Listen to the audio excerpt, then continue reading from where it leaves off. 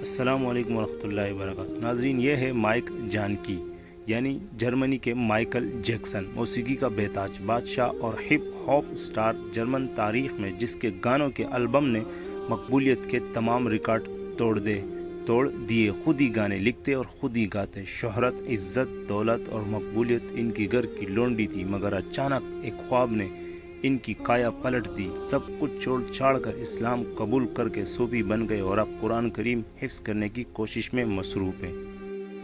ناظرین، آتے ہیں ان کی کہانی کی طرف۔ ایک متوسط درجے کے جرمن فیملی میں پیدا ہونے والا مائک جنکی کو موسیقی سے جنون کی حد تک شوق تھا۔ وہ خود ہی پیسے جمع کر کے آلات موسیقی خریدنے لگا، پھر اس نے خود ہی گیت لکھنے اور گانے شروع کیے۔ کچھ عرصے بعد مائک کو کافی شہرت ملی تو اس نے ایک پارٹنر کے ساتھ مل کر ایک میوزک کمپنی کھول لی۔ جلد ہی ان کی کمپنی کو کانٹریکٹ بھی ملنا شروع ہو گئے۔ اس کے بعد تو گویا تاندہ بن گیا، یعنی رش ہی بڑھتا رہ گیا۔ بعد ازاں ان کی کمپنی نے ایک البم ریلیز کی جو جرمن کی تاریخ کے مشہور ترین البم میں سے ایک ثابت ہوئی۔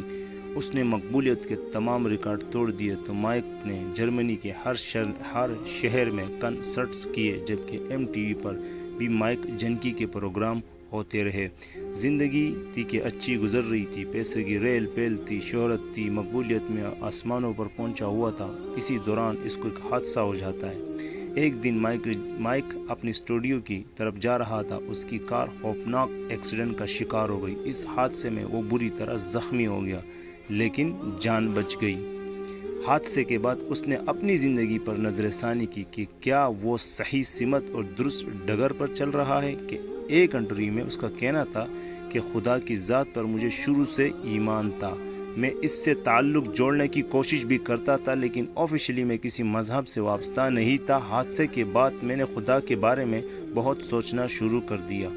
اس حادثے نے مائک کو اپنے بارے میں متفکر کر دیا۔ اسی دوران ایک عجیب خواب دیکھتا ہے۔ اسی خواب نے مائک کو کایا پلٹ دی، وہ مکمل طور پر تبدیل ہو گیا۔ مائک کا کہنا تھا کہ ایک رات میں انہی تفرقات میں مجھے نیند نہیں آئی، میں اپنی بالکنی پر جا کر کھڑا ہو گیا اور آسمان اور چاند کو دیکھنے اور خدا کے بارے میں سوچنے لگا، یہ سب کس مقصد کے لیے بنا ہے؟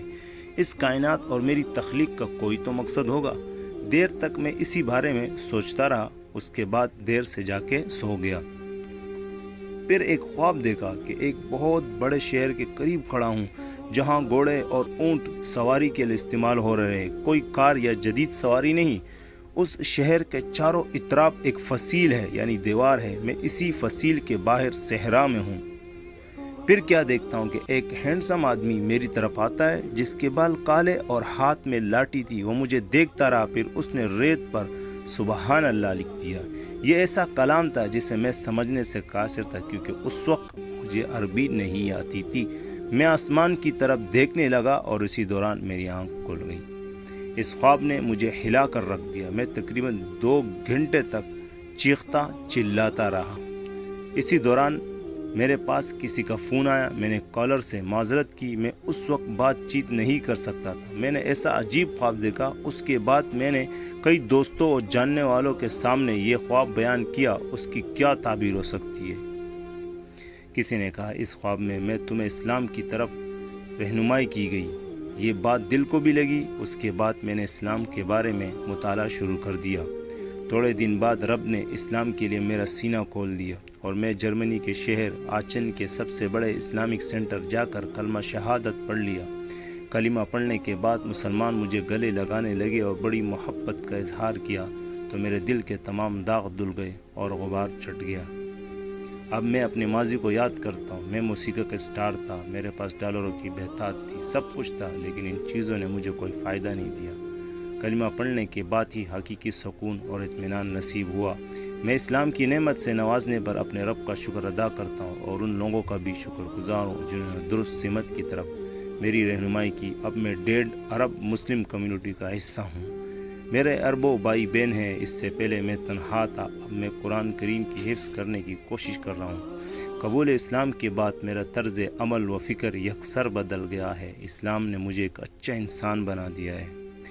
ناظرین، اس کا کہنا تھا کہ میری تمنا ہے کہ تمام غیر مسلم بھی اسلام کے بارے میں ٹھنڈے دل سے غور کریں، اپنے مقصد تخلیق کے بارے میں سوچیں اگر وہ درست سمت میں مثبت انداز سے فکر کریں گے تو وہ ضرور اسلام قبول کریں گے۔ یہ تھی مائک جانکی کی کہانی۔ ناظرین، حادثے کسی کے لیے مصیبت لاتے ہیں تو کسی کے لیے رہنمائی لاتے ہیں۔ کسی کے پاس ڈالروں کی بہتات ہوتی ہے لیکن سکون نہیں ہوتا، اور کسی کے پاس کچھ بھی نہیں ہے لیکن سکون کی بارش ہے۔ اللہ تعالیٰ سے یہی دعا ہے کہ اللہ تعالیٰ سب سے پہلے مجھے اور پھر ہم سب کو ہدایت اور اپنے صراط مستقیم پر چلنے کی توفیق عطا فرمائے، اور تمام غیر مسلم جو مسلمانوں کے خلاف سازشیں کر رہے ہیں یا مسلمانوں سے نفرت کرتے ہیں، اللہ تعالیٰ ان کو ہدایت نصیب فرمائے۔ آمین ثم آمین ورحمۃ اللہ۔ السلام علیکم ورحمۃ اللہ وبرکاتہ۔